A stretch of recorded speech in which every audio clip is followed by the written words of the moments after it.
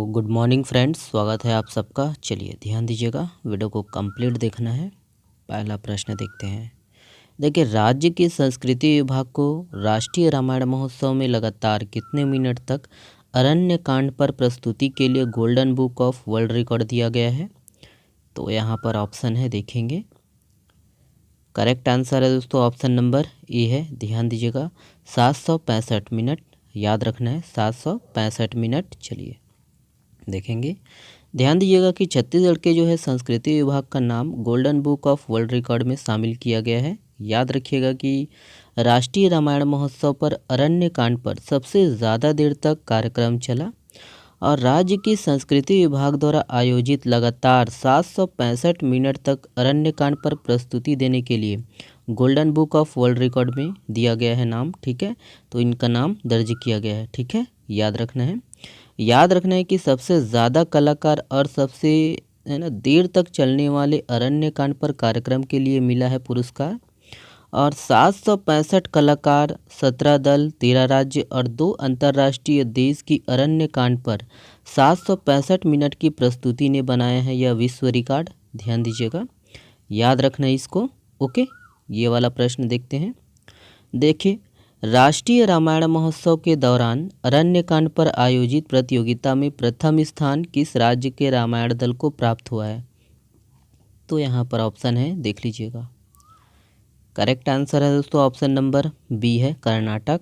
याद रखना है कर्नाटक। चलिए ध्यान दीजिएगा, याद रखना है कि राष्ट्रीय रामायण महोत्सव के दौरान अरण्य कांड पर आयोजित प्रतियोगिता में प्रथम स्थान जो है कर्नाटक के रामायण दल को प्राप्त हुआ है।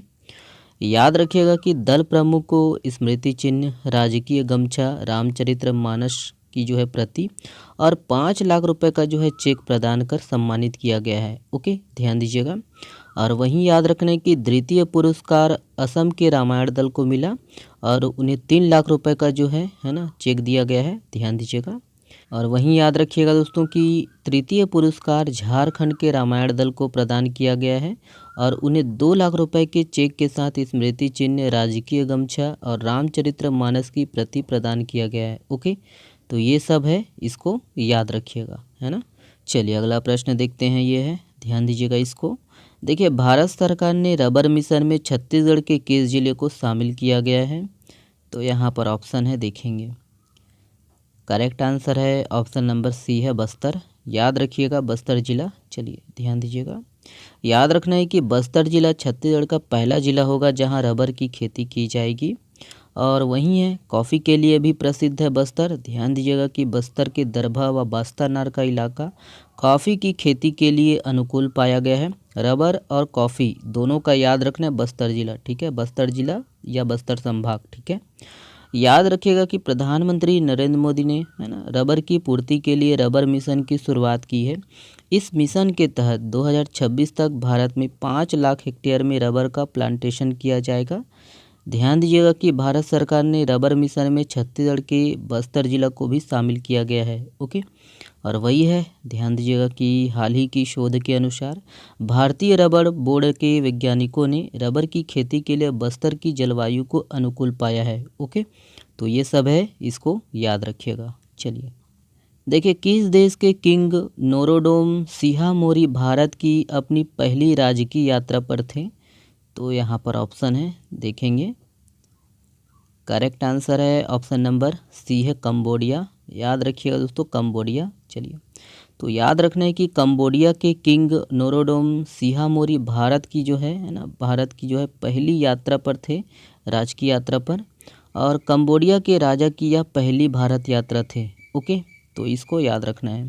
चलिए देखिए, एशियाई अंडर-20 एथलेटिक्स चैंपियनशिप 2023 में किसने महिला 400 मीटर रेस में स्वर्ण पदक जीता है? यहाँ पर ऑप्शन है, देख लीजिएगा। करेक्ट आंसर है ऑप्शन नंबर ए है, रेजोआना हिना मलिक।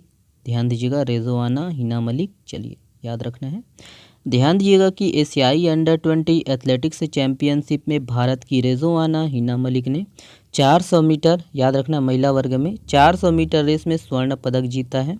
और वहीं याद रखिएगा कि भरतप्रीत सिंह ने इस चैंपियनशिप में पुरुष चक्का फेंक स्पर्धा में स्वर्ण पदक अपने नाम कर भारतीय अभियान की शानदार शुरुआत की है। ओके, और ध्यान दीजिएगा कि इस चैम्पियनशिप का आयोजन दक्षिण कोरिया के येचियन में हो रहा है। ओके, तो ये सब है, इसको ध्यान दीजिएगा।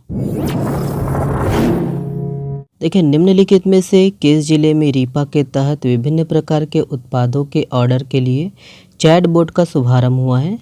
ऑप्शन है यहाँ पर देखेंगे।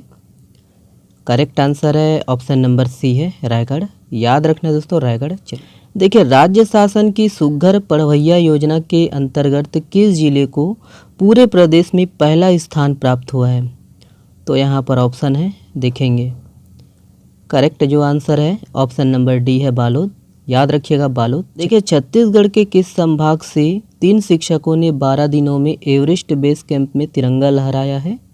ऑप्शन है यहाँ पर देखेंगे।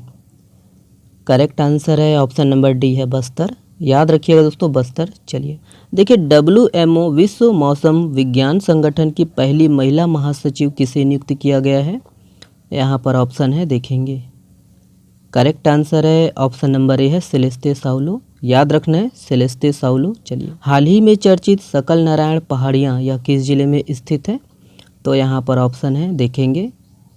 करेक्ट आंसर है ऑप्शन नंबर ए है बीजापुर में है। याद रखना है दोस्तों, बीजापुर में है। चलिए, ये वाला प्रश्न आप लोगों के लिए है। इस प्रश्न का जवाब आप लोग को देना है कमेंट्स बॉक्स में। मुख्यमंत्री श्रमिक सियान सहायता योजना कब शुरू किया गया? कब शुरू किया गया है यहाँ पर ऑप्शन है, देख लीजिएगा और कमेंट्स में इसका जवाब दीजिएगा।